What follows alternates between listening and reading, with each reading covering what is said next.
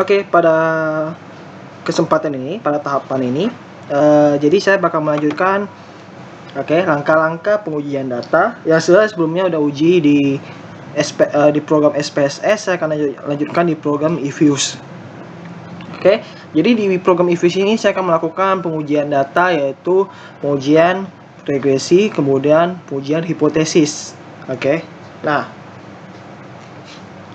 pertama-tama sebelum saya melakukan pengujian, saya akan melakukan terlebih dahulu import data. Tentu kita perlu data dari yang udah kita siapkan, yang di luar eViews ini kita masukin ke dalam eViews.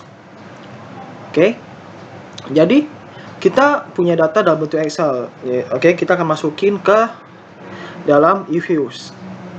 Oke, langkah-langkahnya kita bisa pakai alternatif untuk import data, yaitu dengan fasilitas open a foreign file. Jadi kita buka file dari file asing, file di luar eViews. Oke, langkah-langkahnya adalah kita pilih file, kita open, kemudian kita pilih foreign data as file. Oke, setelah itu kita pilih nih file kita yang akan kita uji di program eViews. Jadi kita punya file, kita simpan, kalau saya simpan di sini. Di sini. Oke, di sini. Ini filenya, saya akan masukin, saya open. Oke, kita bisa open. Setelah kita open akan muncul tampilan kayak gini. Jadi tampilan ini kita pastikan nih udah sesuai belum dengan format di Excel kita. Oke, format data kita sudah sesuai. Kalau udah sesuai, kita next. Kemudian ini juga kita next.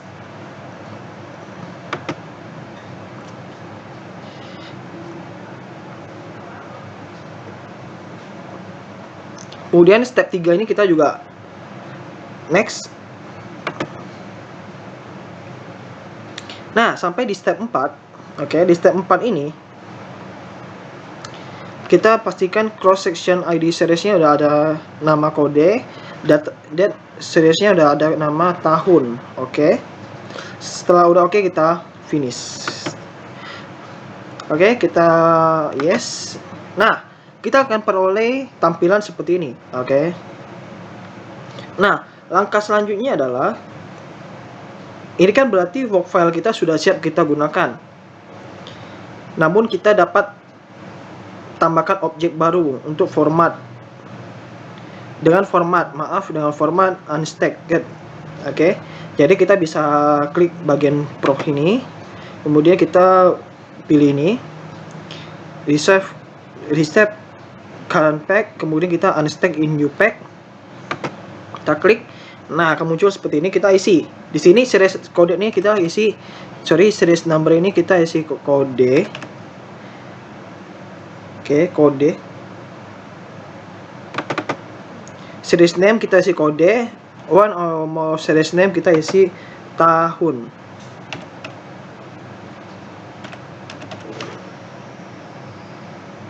Oke. Setelah itu kita tekan OK. Akan muncul tampilan seperti ini. Kita perbesar aja biar kita bisa lebih mudah untuk melihatnya. Kemudian langkah selanjutnya kita akan cari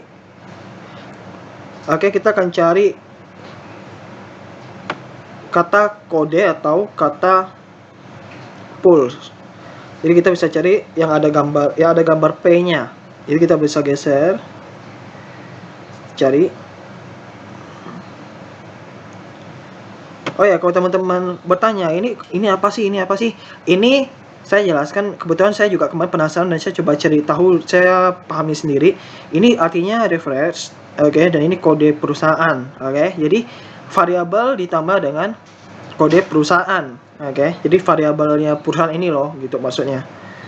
Ini memang banyak, makanya dia jadi terpisah banyak. Karena kan untuk satu variabel kita banyak perusahaan, oke. Jadi banyak.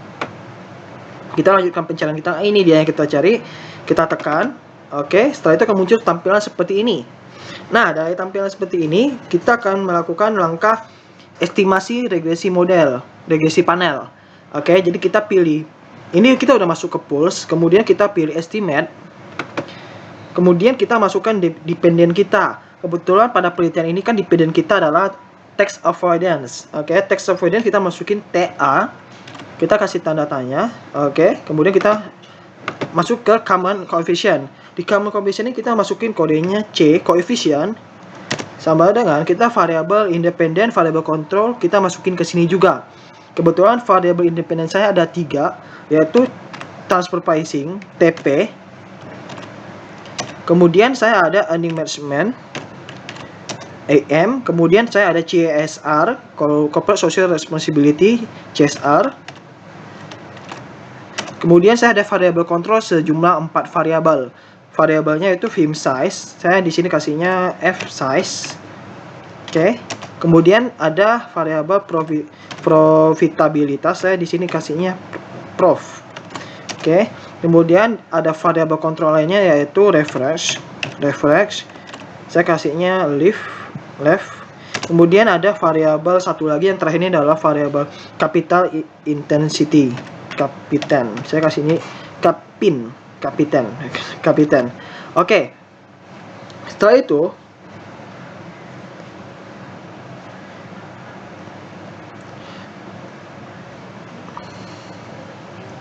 jadi di cross sectionnya kita tetap kasih tanda non aja.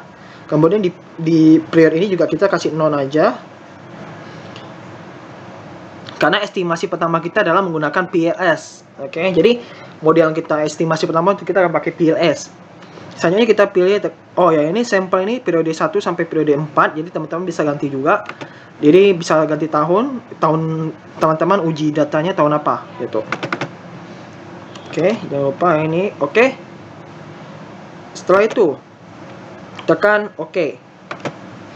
Akan muncul tampilan seperti yang di sini. Ini tampilannya. Nah, tampilannya ini teman-teman bisa copy dulu mungkin ke Word dulu. Teman-teman bisa copy dulu. Ini tampilannya. Tapi saya cuma menjelaskan langkah-langkahnya, jadi saya langsung lanjut. Nah, setelah itu ini kan output dari kita pengujian, kira-kira kita estimasinya kita pakai PLS. Nah, lanjut kita akan ke estimate. Kita ganti section kita. Nanti kita ganti section kita di sini. Kan kita sebelumnya PLS, kita mau coba jadi fixed model. Jadi kan kita ada 3 model nih di model regresi. Kita pakai fixed. Kemudian kita ganti section, cross sectionnya kita ganti dengan fix. Itu aja kita ganti fix. Itu aja kita tekan OK. Kemudian akan muncul output dari fix effect model. Jadi kita coba. Coba kita lihat dulu. Nah, ini ya. Jadi di sini kita bisa lihat kalau output dari PLS sama fixed model ini masih belum bisa kita interpretasikan karena proses pemilihan model terbaik itu belum kita lakukan. Jadi kita perlu pemilihan model terbaik dengan cara masih di tampilan ini kita akan lakukan pengujian uji Chow. Jadi kita pilih view. Kita pilih fixed random effect testing. Karena kita mau uji Chow, jadi kita pilih yang pertama, likelihood ratio. Jadi kita klik, akan muncul tampilan seperti ini. Tampilan seperti ini. Nah, kalau misalnya kita tampil kayak gini, kita bisa nilai. Jadi kita fokusnya di cross section chi-square ini. Kita bisa lihat probabilitasnya berapa. Dan di sini diketahui probabilitasnya adalah 0,01. Yang dimana kalau misalnya kita sebelumnya di pemilihan PLS atau fixed model, kita pasti punya hipotesis kalau misalnya lebih dari 0,05 berarti kita akan pilihnya PLS. Tapi kalau misalnya kurang dari 0,05 kita akan pilihnya fixed model. Jadi ini berarti kita pilihnya fixed model. Nah,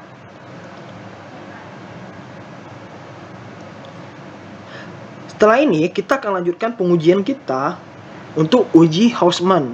Jadi untuk kita pilih mau pakai random effect model nggak? Nah, jadi kita bakal pilih di sini. Kita lanjut. kita ganti di sini dulu. Kita harus ganti dulu estimate kita. Kita harus ganti di sini adalah random. Jadi kita fix kita random. Oke, setelah itu kita tinggal tekan OK aja. Oke, ini OK. Akan muncul tampilan yang seperti ini. Oke, muncul tampilan seperti ini. Oke, ini adalah output dari random effect model. Nah, selanjutnya yang kita lakukan pada pengujian uji Houseman ini, kita akan klik view. Kemudian kita pilih fix random effect testing lagi, masih sama kayak tadi, tapi kita ganti di sini kita pilih Houseman test karena kita kan Houseman test. Kita klik sehingga tampilannya akan muncul seperti ini. Nah, di sini diketahui kalau probabilitasnya adalah kurang dari 0,05, yaitu probabilitas yang kita hasilkan pada uji Houseman ini adalah 0,04, dimana berarti model yang akan kita pilih adalah tetap fix model. Oke, nah untuk uji Chow dan uji Houseman kita udah selesaikan di sini. Nah, kemudian bagaimana sih dengan uji hipotesis? Nah, uji hipotesis sendiri kebetulan saya ada siapkan di laporan penelitian saya. Nah, di sini kita untuk uji F, kita bisa pakai informasi dari yang ini.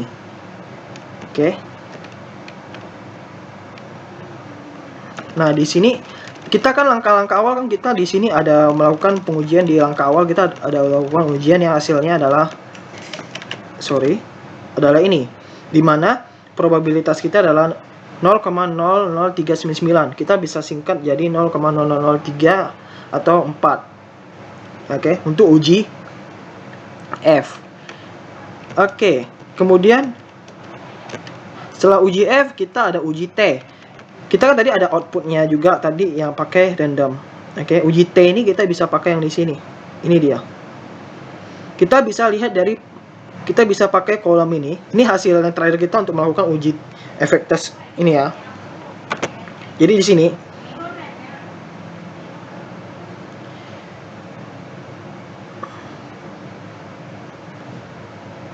teman-teman bisa lihat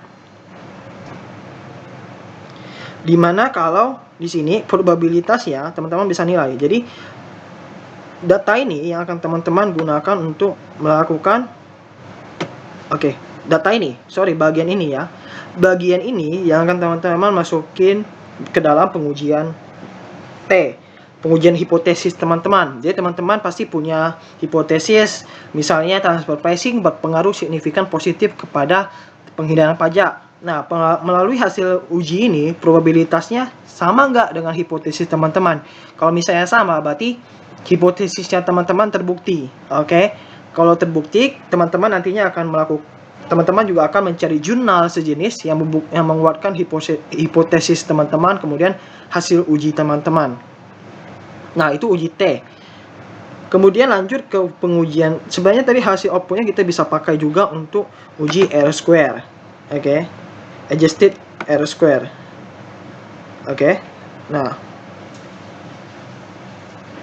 Nah, adjusted R-square ini kita bisa lihat di sini. Nah, ini kita bisa pakai yang ini. Nah, ini maksudnya apa? Ini maksudnya teman-teman punya, kalau misalnya contohnya saya variabel dependennya adalah tax avoidance. Melalui adjusted R-square ini, saya bisa mengetahui bahwa ini kan 0,2%. 0,2% ini berarti variabel dependent saya, tax avoidance ini ternyata mampu dipengaruhi sama variabel-variabel tadi yang saya sebutkan, adalah variabel independen sama variabel kontrol saya cuma sebesar 0,2%. Sisanya dipengaruhi oleh variabel lain. Ini pun sebenarnya kalau sebenarnya saya bisa bilang saya agak ragu juga dengan hasilnya, karena data saya kebetulan data uji saya ini yang saya uji ini masih belum semuanya masuk, karena ada data perusahaan keuangan yang saya belum masukin ke dalam pengujian ini karena saya belum siap untuk pengumpulan data. Jadi untuk pengujian menggunakan eFuse ini saya cuma sampai di sini aja. Jadi tutorialnya, tahapannya. Jadi ini tutorial pengujian data saya yang sebelumnya dari awal saya menggunakan SPSS, kemudian saya lanjutkan menggunakan eFuse.